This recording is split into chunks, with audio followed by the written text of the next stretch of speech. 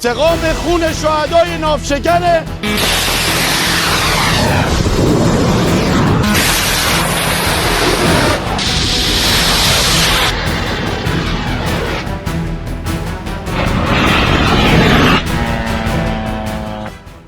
Middle east में जारी तनाव के बीच अब हालातों में धीरे धीरे सुधार के संकेत दिखाई देने लगे हैं। लंबे समय से चल रहे इस संघर्ष को खत्म करने के लिए दोनों पक्षों की ओर से प्रयास तेज हो गए हैं और ताजा रिपोर्ट्स के मुताबिक ईरान ने युद्ध विराम और रणनीतिक रूप से बेहद महत्वपूर्ण हुर्मुज स्ट्रेट को दोबारा खोलने का प्रस्ताव पाकिस्तान के माध्यम से अमेरिका तक पहुंचाया है।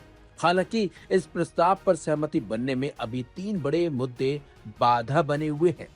बताया जा रहा है कि हाल ही में इस्लामाबाद दौरे पर आए ईरान के विदेश मंत्री अब्बास अरागची ने यह प्रस्ताव पाकिस्तानी अधिकारियों को सौंपा था। इस पहल का मुख्य उद्देश्य हुर्मुज स्ट्रेट को फिर से चालू कराना और अमेरिका द्वारा लगाई गई नाकेबंदी को हटवाना है।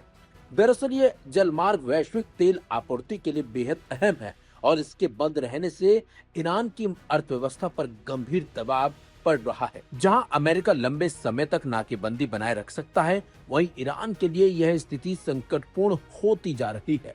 इस पूरे घटनाक्रम में डोनाल्ड ट्रंप की भूमिका भी महत्वपूर्ण मानी जा रही है। रिपोर्ट्स के मुताबिक वह युद्ध समाप्त करने में रुचि दिखा रहे हैं, लेकिन नाकेबंदी हटाने जैसे मुद्दों पर अभी भी सतर्क रुख अपनाए हुए हैं। ईरान के प्रस्ताव में 3 मुख्य बिंदु शामिल हैं। पहला, हुर्मुज स्ट्रेट को खोलना और अमेरिकी नाकेबंदी समाप्त करना। दूसरा, युद्ध को खत्म कर लंबे समय के लिए स्थायी युद्ध विराम लागू करना। विशेषज्ञों का मानना है कि इन दोनों बिंदुओं पर अमेरिका सहमत तो हो सकता है, क्योंकि इससे क्षेत्रीय स्थिरता बढ़ेगी और वैश्विक ऊर्जा संकट में राहत मिल सकती है। लेकिन तीसरा मुद्दा सबसे ज्यादा जटिल है। यह ईरान के परमाणु कार्यक्रम से जुड़ा हुआ है, जो इस पूरे संघर्ष की जड़ माना जाता है। ईरान ने अपने प्रस्ताव में कहा है कि परमाणु कार्यक्रम पर बातचीत को फिलहाल टाल दिया जाए और पहले शांति बहाल की जाए।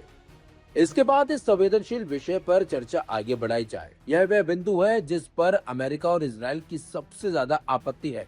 मीडिया रिपोर्ट्स के मुताबिक अमेरिका को यह प्रस्ताव मिल चुका है, लेकिन व्हाइट हाउस की ओर से अभी तक कोई ठोस प्रतिक्रिया इस पर नहीं दी गई है। अमेरिकी प्रशासन ने साफ किया है कि वह ऐसा कोई समझौता नहीं करेगा जिससे उसके हितों को नुकसान हो या फिर ईरान को परमाणु हथियार विकसित करने में मदद मिले। यह पूरी कूटनीतिक हलचल ऐसे समय में हो रही है जब पूरी दुनिया पहले से ऊर्जा संकट का सामना कर रही है।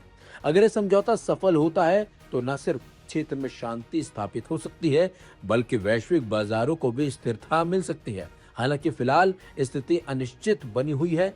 ईरान इस प्रस्ताव को लेकर आशान्वित है, लेकिन अमेरिका की सहमति में बिना कोई ठोस परिणाम निकालना मुश्किल नजर आता है। अगर दोनों देश किसी मध्य रास्ते पर सहमत हो जाते हैं तो मिडिल ईस्ट में लंबे समय से चला आ रहा तनाव कम हो सकता है और शांति की दिशा में एक बड़ा कदम उठाया जा सकता है।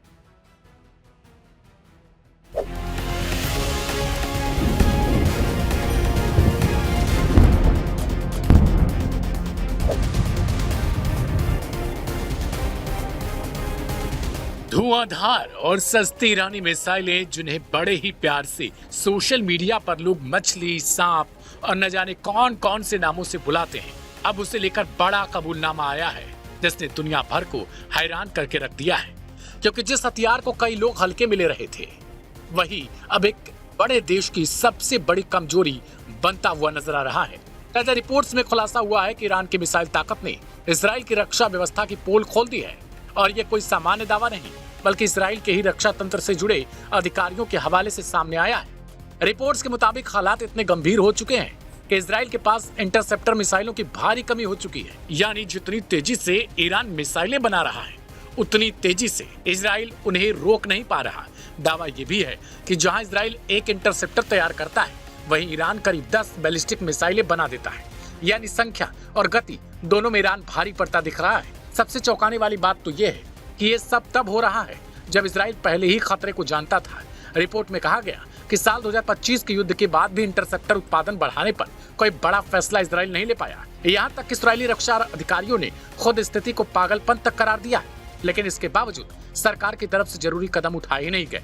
और अब जब ईरान की मिसाइलें लगातार हमला करती हुई नजर आई तो ये साफ दिखने लगा कि रक्षा कवच उतना मजबूत नहीं दिखा जितना दुनिया को बताया गया था। रिपोर्ट में यह भी दावा किया गया कि इजराइल के वित्त मंत्री बेजलेल स्मोट्रिच ने यह तक मान लिया कि ईरान की सतह से सतह पर मार करने वाली मिसाइलों का मुकाबला करना बेहद मुश्किल है।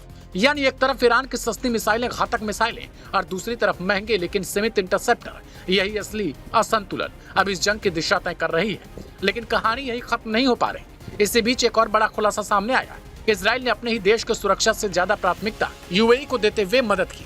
रिपोर्ट के मुताबिक ईरान के साथ तनाव के दौरान इजराइल ने गुप्त रूप से यूएई में आयरन डोम सिस्टम तैनात कर दिए थे और वहां अपने सैनिक भी भेजे ताकि ईरानी मिसाइलों को रोका जा सके। यानी एक तरफ अपने देश में इंटरसेप्टर की कमी और दूसरी तरफ विदेश में तैनाती। ये फैसला अब सवालों के घेरे में भी आ चुका है।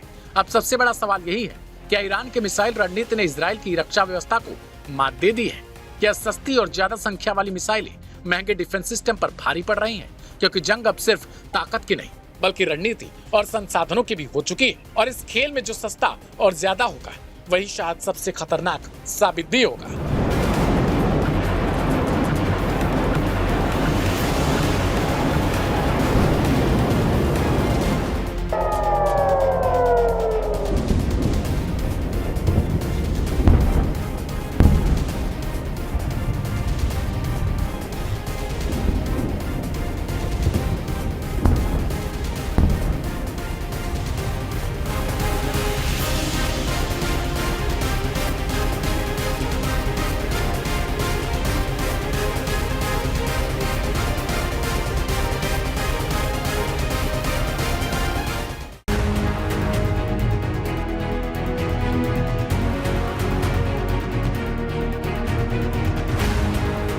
मिडिल ईस्ट में चल रहे युद्ध के बीच ईरान के विदेश मंत्री अब्बास अराक्ची की रूस की यात्रा से राष्ट्रपति डोनाल्ड ट्रंप भड़क गए हैं।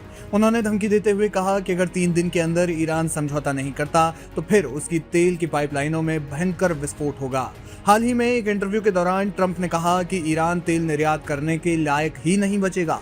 ट्रंप ने कहा कि नाकेबंदी की वजह से ईरान जहाजों के जरिए निर्यात नहीं कर पा रहा है, वहीं पाइपलाइन ध्वस्त होने के बाद उसका निर्यात एकदम से बंद हो जाएगा। आपको बता दें कि ईरान के विदेश मंत्री पाकिस्तान से एक बार फिर रूस पहुंचे हैं और वो अब पुतिन से वार्ता करने वाले हैं। रूसी मीडिया ने इसकी पुष्टि की है।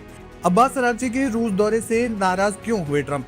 दरअसल ईरान के विदेश मंत्री अमेरिका के साथ अप्रत्यक्ष वार्ता के लिए पाकिस्तान गए थे। हालांकि डोनाल्ड ट्रंप ने अपने प्रतिनिधिमंडल को भेजने से इनकार कर दिया। इसके बाद ईरानी विदेश मंत्री अब्बास अराक्ची भी रूस और ओमान की यात्रा पर निकल गए। रूस के दौरे से वो एक बार फिर पाकिस्तान लौटे। उधर ट्रंप ने कहा कि अब उनकी टीम पाकिस्तान नहीं जाएगी, बल्कि जो भी बात होगी फोन पर ही होगी। ईरान ने एक लिखित प्रस्ताव डोनाल्ड ट्रंप को भेजा था जिसे उन्होंने तुरंत खारिज कर दिया। ट्रंप ने दावा किया कि पहले प्रस्ताव खारिज होने के बाद ईरान ने दूसरा प्रस्ताव भेजा जो कि उससे बेहतर है।